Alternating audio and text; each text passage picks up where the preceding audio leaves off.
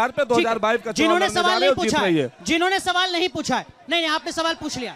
जिन्होंने सवाल नहीं पूछा, आपने पूछ लिया सर सवाल, आप मैं जवाब लूंगा, पूछिए। मैं कांग्रेस के प्रवक्ता से ये पूछना चाहता हूं कि उनके पास नेता नहीं बचे थे क्या अमेठी में, जो दूसरे को सपा से सवाल ये है कि डॉक्टर साहब जवाब दीजिए। वो कह रहे हैं कि लड़की हूं लड़ सकती का नारा पूरे उत्तर प्रदेश में, और यहाँ एक लड़की नहीं मिलती आपको, और वो कह रहे हैं कि क्या नेता नहीं थे आपके पास जो बाहर चला रहे? नेता ने जिलेवार बात नहीं की थी। 40% जो युवतियां हैं, लड़कियां हैं, उनको टिकट दिया है उन्होंने। ठीक है, और दूसरी 40% अमेठी में नहीं है, वो 40% अमेठी में नहीं है, केवल अमेठी में नहीं, पूरे प्रदेश में उन्होंने कहा था, प्रदेश में दिया उन्होंने। दूसरी बात, तमाम संवैधानिक पद हैं, हो सकता है उनको और कहीं आगे ले जाना हो, तो इसलिए ये कहना इन्होंने नहीं किया। और लड़की की बात ये करेंगे, जिन्होंने सवाल नहीं लड़की की बात ये करेंगे, हाथरस, लखीमपुर खीरी, सोनभद्र। मेरा सवाल कांग्रेस प्रवक्ता से है, मेरा सवाल कांग्रेस प्रवक्ता से शिक्षा और स्वास्थ्य पर, कि अमेठी में कांग्रेस 70 साल से रहे, 15 साल से सांसद जी रहे, अभी तक अमेठी में एक विश्वविद्यालय और मेडिकल कॉलेज क्यों नहीं बनवा सके? दीदी स्मिथ ने बाबा साहब केंद्रीय विश्वविद्यालय। सर ये अभी कह रहे थे भाजपा प्रवक्ता की यहाँ अमेठी का जो सीएससी है वहाँ पर कायाकल्प हुआ है, और जब ये एक्सरे कराने वहाँ पर एक्सरे मशीन खराब है, वाइट एक्सरे आता है। अमेठी जो है कांग्रेस का गढ़ है, लेकिन यहाँ पर एक भी इंटरमीडिएट कॉलेज और एक भी डिग्री कॉलेज नहीं है जिसमें सरकारी फीस से पढ़ा जाए। सरकारी फीस से पढ़ा जाए, मतलब सरकारी कॉलेज। सर बीजेपी प्रवक्ता से हमारा सवाल है कि ये किसानों के मुद्दे पर चुप क्यों? एमएसपी लागू नहीं होती और ये खाद उर्वरा बीज सब महंगे हो रहे हैं, इसके उल्टे आप देखिए तो अनाज जो उत्पादन हो रहा है उसका दाम नहीं बढ़ रहा। ठीक है, एक और मेरा एक सवाल ये है कि जैसे अभी जो है चरणजीत चिन्नी जी कह रहे हैं कि मुझे उत्तर प्रदेश के लोगों को यहाँ से भगाना, भाइयों को भगाना है, तो क्या प्रियंका जी यहाँ किस मुद्दे से चुनाव मांगेंगी? क्या उत्तर प्रदेश के लोग जो है? ठीक है, चरणजीत सिंह चन्नी के बयान का असर अमेठी में क्या कुछ होगा, लेकिन बीजेपी के नेता से सवाल ज्यादा हैं। सुधांशु शुक्ला साहब, महंगाई बड़ा मुद्दा है, पेंशन बड़ा मुद्दा है, किसान बड़े मुद्दा है, महंगाई बड़ा मुद्दा है। मैं अमेठी की बात करता हूँ। सबसे पहले 2014 में राहुल गांधी यहाँ पे सांसद थे और पिछले कई वर्षों पे कांग्रेस का गढ़ रहा अमेठी, और तब खाद की समस्या थी, किसानों की समस्या थी, तो हमारी लोकप्रिय सांसद दीदी स्मृति जी ने खाद की रैक का प्रबंध कराया। मैं इन भाई को बताना चाहता हूं। और आज की स्थिति है, किसान पूरी तरीके से खुशहाल है, एमएसपी लागू है। हमारी स्थिति क्या है कि हम समर्थन मूल्य जो है हर वर्ष माननीय नरेंद्र मोदी जी, अमेठी के किसान खुशहाल हैं क्या? अमेठी के किसान खुशहाल हैं? ठीक है, सुधांशु शुक्ला साहब, देखिए जनता का एजेंडा है सर, जनता की अदालत है, तुरंत की तुरंत जवाब मिल रहा है। किसान सम्मान निधि जो है हमारे प्रत्येक किसान के खाते में जा रही है, कोई लूट नहीं है। और इस बार हमारे मोदी जी ने, योगी जी ने उसको बढ़ाया है। खाद की समस्या का समाधान हो रहा है। कृषि विज्ञान केंद्र यहाँ खोला गया है, मृदा परीक्षण केंद्र यहाँ खोला जा रहा है, बीज की समस्या का समाधान हो रहा है, और किसानों के लिए लगातार भारतीय जनता पार्टी की सरकार उत्तर प्रदेश में और देश में एक बड़ा कदम उठा रही है। ठीक है, कांग्रेस के प्रवक्ता जरा जवाब दीजिए जो सवाल उन्होंने पूछा। चरणजीत सिंह चन्नी कह रहे हैं भैयों को नहीं आने देंगे, प्रियंका गांधी क्या जवाब देंगी, राहुल गांधी क्या जवाब देंगे? उनका तो सियासी गढ़ रहा है अमेठी। मुझे ये लगता है कि जैसा कि चन्नी साहब ने खुद ही सफाई दी थी कि ये बयान तोड़ मरोड़ करके पेश किया गया है। उन्होंने ऐसा कभी नहीं कहा। जो केजरीवाल सहित तमाम लोग, आपने सुना उस बयान को? बिल्कुल सुना। जो घेरेबंदी लोग कर रहे हैं उसके लिए उन्होंने अपनी बात रखी थी कि जो लोग आ करके ईस्ट इंडिया कंपनी स्थापित करना चाह रहे हैं उनको नहीं करने देंगे। क्या Charanjit Singh Channi east India company की बात कर रहे थे या यूपी और बिहार के भैयों की बात कर रहे थे? जरा बताइए। ठीक है, एक एक करके। समाजवादी पार्टी, योगी आदित्यनाथ लगातार हर चुनावी रैली में जिस बात का जिक्र सबसे ज्यादा कर रहे हैं वो कर रहे हैं लॉ एंड ऑर्डर का। वो कह रहे हैं कि देखिए 5 साल में एक भी दंगा नहीं हुआ, पिछले 5 साल से हर नागरिक के बीच में सुरक्षा का माहौल है। आपको लगता है ये सबसे बड़ी चुनौती है जिसका जवाब आप नहीं दे पा रहे हैं? Law and order? बिल्कुल नहीं, समाजवादी पार्टी के लिए कोई चुनौती नहीं है। लॉ एंड ऑर्डर की बात करें, जहां तक इनका लॉ एंड ऑर्डर दिखता है, बच्चे जो है रोजगार मांगते हैं तो नहीं। लॉ एंड ऑर्डर बताइए, रोजगार अलग मुद्दा है। रोजगार का मुद्दा कैसे? अलग मुद्दा सर, सवाल लॉ एंड ऑर्डर का है। लॉ एंड ऑर्डर में योगी आदित्यनाथ कह रहे हैं 5 साल में एक भी दंगा नहीं हुआ है। ये कैसा लॉ एंड ऑर्डर हुआ? लॉ एंड ऑर्डर में हाथरस की बेटी रात में जला दी जाती है, कैसा लॉ एंड ऑर्डर हुआ? लॉ एंड ऑर्डर यहाँ का प्रत्याशी स्वयं रेप का आरोपी है और अमेठी का प्रत्याशी रेप का आरोपी है। इस पे हम और कह रहे हैं समाजवादी पार्टी की आपके जो है हाथरस देखते हैं। जब आप कुलदीप सेंगर की बात करते हैं तो आप अपने अपराध को जस्टिफाई कर रहे होते हैं। बिल्कुल नहीं, बिल्कुल नहीं, हम अपराध को जस्टिफाई नहीं कर रहे हैं। हमने ये कहा कि जब चिन्मय आनंद एक ही जब आरोप लगाते हैं तो आरोप लगाने वाले पहले अपने गिरहबा में झांक लें। जो क्या सवाल का जवाब सवाल हो सकता है? क्या सवाल का जवाब सवाल हो सकता है? नहीं हो सकता, नहीं हो सकता। ठीक है, बीएसपी की अगर बात की जाए और पूरे अवध क्षेत्र की बात की जाए, बीएसपी का तो गढ़ माना जाता था अवध क्षेत्र, खासकर जो जातीय समीकरण है उसके हिसाब से। लेकिन 2012, 2017 कहां है पार्टी 2022 में?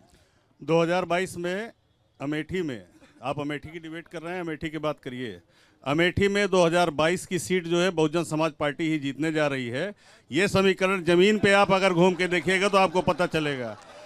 एक मिनट, सबसे पहले यहाँ बहन जी ने टिकट दिया, 26 तारीख को टिकट दिया, और टिकट देने के बाद स्थिति ये बन गई कि किसी पार्टी का टिकट नहीं सूझा। मेरे टिकट के बाद हमारी पत्नी लड़ रही है रागिनी तिवारी जी, उनके टिकट के बाद एक बहुत चरित्रवान टिकट आया समाजवादी पार्टी से, उसमें उससे बढ़िया टिकट कोई उनके पैरामीटर पे आया नहीं। उनका कैरेक्टर, उनका जो सिस्टम है उसमें यही वरीयताओं पे टिकट दिया जाता है कि कौन कितना बड़ा अपराधी है, कौन दुराचारी है। कोर्ट से सजा याफ्ता व्यक्ति की धर्मपत्नी को आदरणीय धर्मपत्नी रिस्पेक्ट। लेकिन अखिलेश यादव कह रहे हैं कि जिस महिला को टिकट मिला है उसके खिलाफ तो कोई अपराध नहीं है ना, दिक्कत क्या है? मैंने कहा कि पैरामीटर ही उनका गलत। ठीक है, शुक्ला साहब बहुत संक्षेप में, 2014 में मैं आया था आखिरी बार अमेठी में, कुमार विश्वास आम आदमी पार्टी के बैनर तले चुनावी मैदान में थे। 2022 में आम आदमी पार्टी कहां है अमेठी में? दिल्ली हम स्थापित हो चुके हैं, पंजाब में हावी हैं, पंजाब सरकार बनाने जा रहे हैं, अमेठी भी चुनाव हम जीत के ले जाएंगे। कोई तो वजह होगी उसकी, कोई तो आधार होगा। दिल्ली की मूलभूत, जैसे मैनिफेस्टो आपका दिल्ली का है, पूरा यहाँ भाजपा, सपा, बसपा, कांग्रेस वही कॉपी करके यहाँ मैनिफेस्टो अपना लॉन्च किए हैं। कोई मुद्दा किसी के पास कुछ है नहीं, सारी की सारी चीजें दिल्ली मॉडल उठा के ला के यूपी में लॉन्च करने की कोशिश की जा रही है। ठीक है, आप कह रहे हैं कि आम आदमी पार्टी के फॉर्मूले को सबने चुरा लिया है। बिल्कुल ऐसा ही है क्या? बीजेपी आम आदमी पार्टी के फॉर्मूले को चुरा रही है यूपी में? 1951 पे भारतीय जनसंघ की स्थापना हुई और 1980 पे भारतीय जनता पार्टी चल रही। कल आए हैं, अब इनको ये भी पता नहीं कि हमारी पार्टी की विचारधारा क्या है। ये राष्ट्रवाद के मुद्दे पे दूर भागते हैं। हम हिंदुत्व की बात करते हैं, राष्ट्रवाद की बात करते हैं और भारत माता की एकता और अखंडता की बात करते हैं। वो कहाँ भाग रहे हैं? और ये वो दूर कहाँ भाग रहे हैं राष्ट्रवाद के मुद्दे पर? जातिवाद की राजनीति ना राष्ट्रवाद के मुद्दे पर भाग रहे हैं, ना सांस्कृतिक राष्ट्रवाद के मुद्दे पर भाग रहे हैं। उन लोगों के साथ दिल्ली के लोगों को धार्मिक यात्राएं करा रहे हैं, उन लोगों के लोगों को भी कराएंगे क्या? जी सर, बिल्कुल कराएंगे। उन लोगों के साथ जाते हैं जो भारत के टुकड़े करने की बात करते हैं। केजरीवाल जी उनके समर्थन में मंच पे हाथ उठा के भारत के गद्दारों के साथ मंच साझा करते हैं और राष्ट्रवाद की बात काली किताबों में और ठीक है, बता दीजिए संक्षेप में। आज राहुल गांधी ने भी पूछा है कि केजरीवाल जी बताइए, कुमार विश्वास जी जो कह रहे हैं क्या वो सही है या गलत? हाँ है ना, मैं उन्होंने पूछा है। एसएसपी मुख्यमंत्री आदरणीय केजरीवाल जी दिल्ली में पूर्ण बहुमत में सरकार लेके आए हैं, पंजाब में पूर्ण बहुमत में लेके आ रहे हैं। किसको लेके आ गए साइड में? आप किस दुनिया में हैं? ठीक है, आप जातिवादी की राजनीति कर रहे हैं। ठीक है, कुछ सवाल एक नहीं, जो पूछ चुके हैं वो नहीं। मेरा सवाल भाजपा के प्रवक्ता से है। इन्होंने अभी एमएसपी का जिक्र किया, मिनिमम सपोर्ट प्राइस का। ये वो आधारशिला है जो कांग्रेस ने रखी थी। फिलहाल आप उसका क्रेडिट ले लीजिए, जैसे बाकी सबकी लिया करते हैं। पब्लिक डिस्ट्रीब्यूशन सिस्टम की बात करते हैं हम, पीडीएस की, सार्वजनिक वितरण प्रणाली। जी हाँ, सवाल है सार्वजनिक वितरण प्रणाली जो भारत की सबसे बेहतरीन व्यवस्थाओं में से एक थी। आदरणीय प्रधानमंत्री जी ने झोले पर अपनी फोटो चिपका करके उसको भी प्रचार का माध्यम बना डाला। मेरा सवाल यह है कि 2014 में एक व्यक्ति अचानक बरगद के पेड़ से उतरा, उसने कहा कि मैं आपका वोट सीधे मुझे मिलेगा। आदरणीय प्रधानमंत्री जी, अगर आपका इतना पुराना जनसंघ, इतनी बड़ी विचारधारा और इतने वर्षों की तपस्या थी तो सब क्यों पीछे छूट गए? एक व्यक्ति केंद्रित क्यों कर दिया? पूरी दुनिया डिसेंट्रलाइज। हालांकि वो जवाब देंगे कि देखिए यहाँ पर भी जो परिवार केंद्रित है पूरी पार्टी। सवाल जी सर, हम बीजेपी और आम आदमी पार्टी से पूछना चाहते हैं। आम आदमी पार्टी पहला है, ये दरोगा तो बना नहीं सकते दिल्ली में, तो केजरीवाल कहाँ पंजाब में जा रहे हैं, ना यूपी में हैं। अब यहाँ बात करते हैं बीजेपी से। मैं भी किसान हूँ, सम्मान निधि का फॉर्म भरा हूँ, आज तक एक सम्मान निधि नहीं आई है। ठीक है, देखिए किसानों की बात। सर देखिए, जिस तरीके से महंगाई की बात करिए, महंगाई आज जिस तरीके से बढ़ा है, कभी ऐसा नहीं हुआ था 200 रुपये लीटर कभी कड़ू का तेल मिला हो। जी और सुनिए मैम, सर आज ऊंची खाट फटा लंगोट देख कर मर गया भाजपा कोट। सोचा था फटी हुई बनियानी पे नया सल्ट आएगा, क्या पता था कि बाद में पतलून उतर जाएगा। आज देश की जनता के साथ जिस तरीके से गलत अब किया जा रहा है, महंगाई बढ़ा दी गई, उसको नहीं इन्होंने कहा ठीक है महंगाई बढ़ा। मेरा सवाल बीजेपी के प्रवक्ता से है, मेरा सवाल बीजेपी के प्रवक्ता से है। वो हर बात इतना विकास किए हैं, योगी जी और मोदी जी इतना विकास किए हैं, तो विकास की बात क्यों नहीं करते? क्यों हिंदुस्तान पाकिस्तान जाति धर्म के नाम पर वोट मांगते हैं? ठीक है, जरा इस सवाल का मैं आऊंगा आपके पास, मैं आपके पास भी आऊंगा। जरा बीजेपी के प्रवक्ता से इस सवाल का जवाब। ये जो पूरा यूपी का चुनाव है, ये पाकिस्तान, हिंदू, मुसलमान इसी के इर्द गिर्द क्यों घुमा रही है भैया? भारतीय जनता पार्टी तो विकास के मुद्दे को लेकर मैदान में आई थी। कौन कर रहा है बात? अखिलेश यादव जी ने जिन्ना को उठाया, अखिलेश यादव जी जिन्ना की बात करते हैं। भारतीय जनता पार्टी विकास के मुद्दे को लेकर चल रही है, विकास के मुद्दे पे चुनाव लड़ेगी और 2022 में प्रचंड बहुमत के साथ जो किया फिर करके भारतीय जनता पार्टी जीतेगी। ठीक है, कुछ सवाल जी सवाल जो जिनके सवाल नहीं हुए वो सवाल। हम अमेठी की डिबेट है और अमेठी की बात की जाए तो मैं अमेठी के लिए सिर्फ इतना कहना चाहूँगा कि अमेठी की जनता ने कांग्रेस को तो बहुत पहले ही दौड़ा के भगा दिया। सपा की बारी आई, सपा की हालत ये हुई है जी, सवाल नहीं, हम सवाल ही बता रहे हैं, जो बोलना चाह रहे हैं आप मेरी सुन लीजिए। सपा की पोजीशन ये हुई कि भाजपाइयों ने उनके चक्के, साइकिल के चक्के तो अलग कर दिए थे, और जब से संजय सिंह जी डॉक्टर साहब प्रत्याशी घोषित हुए, यहाँ के भाजपाई और संजय सिंह मिलके उसका कोम, कटोरी, तिली, छल्ला सब कुछ गायब कर देते हैं। ठीक है, सवाल। यहाँ अमेठी में सवाल जवाब का कोई मतलब नहीं है। महाराज डॉक्टर संजय सिंह 2022 में भारी बहुमत से जीत रहे हैं। ठीक है, कांग्रेस के प्रवक्ता से एक रिएक्शन लेते हैं। यहाँ लड़ाई किसकी है? कांग्रेस जो इसको अपनी सियासी जमीन बताती थी, वो तो कह रहे हैं कि देखिए अब तो महाराजा जीत रहे हैं, ये तो भाजपा का गढ़ है। जो स्थिति है, बेरोजगारी 50 साल से सबसे बदतर स्थिति में है, महंगाई उफान पे है। अमेठी की लड़ाई किसकी है? अमेठी की लड़ाई केवल और केवल कांग्रेस के लिए है, और कांग्रेस का ही जो प्रत्याशी है वो जीतेगा। पार्लियामेंट की 5 सीटें हम जीत के दिखाएंगे। कांग्रेस यहाँ बहुत दिनों तक शासन की, न गढ़ रहा न गढ़वाला रहा, दोनों भाग गए। आज कांग्रेस के एक जिला पंचायत सदस्य भी नहीं है, कांग्रेस के एक ब्लॉक प्रमुख भी नहीं है, कांग्रेस का कोई जिला अध्यक्ष भी नहीं है, एक प्रमुख है। कांग्रेस की जमीन खत्म हो गई है। पूरे प्रदेश में 3% वोट वाली। मैं एक करके मैं कांग्रेस प्रवक्ता से पूछना चाहता हूं कि अमेठी की पहचान कहां से उत्पन्न हुई? अमेठी की पहचान 70 और 80 के दशक की अमेठी देखी है। Note comment 70। हाँ, मैं प्रवक्ता से पूछना चाहता हूं कि अमेठी में राहुल गांधी गढ़, इंदिरा गांधी गढ़, संजय गांधी गढ़ है कि गढ़ई है? जब से 70 और 80 के दशक की जिसने अमेठी देखी है और जो आज की अमेठी देख रहा है वो जानता है कि जितना भी विकास हुआ है, चाहे एचएल हो, बीएचएल हो, सेल हो, एफडीटीआई हो, सीआरपीएफ सेंटर हो, राशन फ्री वैक्सीन है और चना तेल इस बार और यूपी में फिर आएगी। इनसे कह रहे हैं साड़ पे भी गाएं भैया, किसानों के मुद्दे जो छुट्टा साड़ है उन पे भी गाएं। देखिए ये जमहूरियत की खूबसूरती है, जमहूरियत की खूबसूरती है। लेकिन पिंटू यादव साहब अभी वो जो बता रहे हैं कविता पढ़ते हुए, वो कह रहे हैं मुफ्त राशन, मुफ्त वैक्सीन, और क्या चाहिए अमेठी की जनता को? यहाँ तो बीजेपी अपर हैंड पर है, पूरे उत्तर प्रदेश में अपर हैंड पर है। अच्छा, इनका बताइए। भाजपा पूरे देश का विजन को बदलने के विश्व में भाजपा जो है विश्व में भारत को स्थापित करने की बात करने वाली पार्टी, वो 5 किलो राशन तेल में जनता को संतुष्ट करेंगे? बेरोजगारी जो इतनी फैल चुकी है, जो महंगाई आ चुकी है, उस पर कब बात करेंगे? विकास के मुद्दे पर बात करेंगे?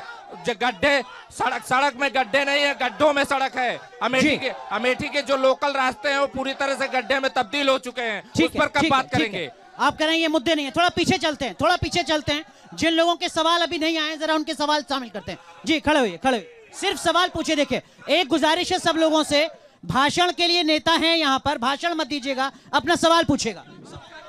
भाई साहब, मैं कांग्रेस के प्रवक्ता से जो है सवाल पूछता हूं। जो है जब हम छोटे से थे तब से हम पढ़ते चले आ रहे हैं 370 कब समाप्त हुआ, किसने समाप्त किया, कैसे समाप्त किया, इसका आप जवाब दे दीजिए।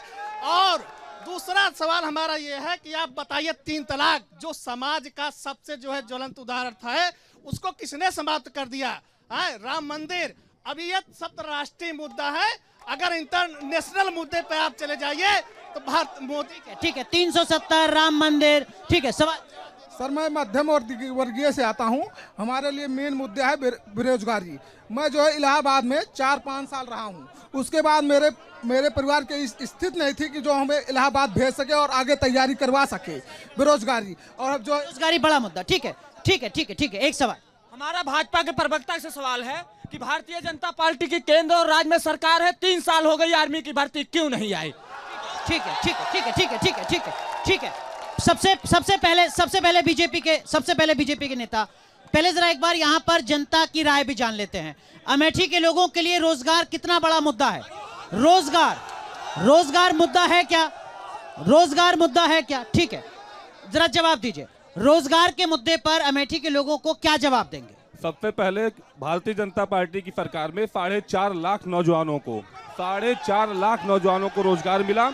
वह रोजगार जो बिना किसी रुपए के, बिना किसी पैसे के, इसके पहले की सरकारों में इटावा, फैफई, मैनपुरी और कन्नौज में एक वर्ग विशेष के लोगों को रोजगार दिया जाता था और भरपूर पैसा लिया जाता था। इस बार बिना किसी धन के, बिना किसी उगाही के 4.5 लाख नौजवानों को उत्तर प्रदेश की सरकार ने रोजगार दिया है। 3.5 लाख संविदा कर्मियों को रोजगार दिया गया है। भाजपा प्रवक्ता से जानना चाहते हैं, भाजपा प्रवक्ता से जानना चाहते हैं, 4.5 लाख में विभागवार बता दे कहाँ इन्होंने भर्ती की है, बता दे। वो भी बता दिया जाएगा, वो भी बता दिया जाएगा। इनकी फ्रस्ट्रेशन ये है कि हम कन्नौज के लोगों को, कंप्लीट नहीं हुई, इनकी एक भी भर्ती कंप्लीट नहीं हुई, हम आयोग को भ्रष्टाचार के दायरे में नहीं लाते हैं, हम निष्पक्ष रोजगार प्रदान करते हैं। भारतीय जनता पार्टी ने रोजगार उपलब्ध कि 75 साल कांग्रेस बोल रहे हो तो कैलकुलेशन करो कि कांग्रेस 25 साल रही कि नहीं रही, ये बताओ मुझे। ठीक है, ठीक है, ठीक है, ठीक है। जरा एक चीज बताइए, आम आदमी पार्टी के नेता, आपने सुना, देखो वहां से एक सवाल पूछ रहे थे कि आप दिल्ली में एक कांस्टेबल की नियुक्ति तक नहीं कर पाते हैं, अमेठी के लोगों को दिन में सपने क्यों दिखा रहे हैं यहाँ आकर? केंद्र शासित प्रदेश होने के बावजूद दिल्ली में आदरणीय केजरीवाल जी इतनी व्यवस्था वहाँ दे दिए हैं। 300 यूनिट बिजली फ्री है, पानी फ्री है, 5,000 रुपये बेरोजगारी भत्ता है। आप स्वास्थ्य, शिक्षा, बेरोजगारी पे बात नहीं करेंगे। 200 मीटर दूरी पे ही सरकारी अस्पताल है, आप चले जाइए, एक डॉक्टर नहीं मिलेंगे। गलत बोल रहे हैं। अभी 7 बजे के बाद आपको मुंशीगंज जाना पड़ेगा। बहुत दिन पे गए नहीं, अमेठी नहीं जाएंगे, बहुत दिन पे मुंशीगंज जाना पड़ेगा। फाइनल कमेंट, अमेठी के नतीजे क्या? 20 सेकंड में।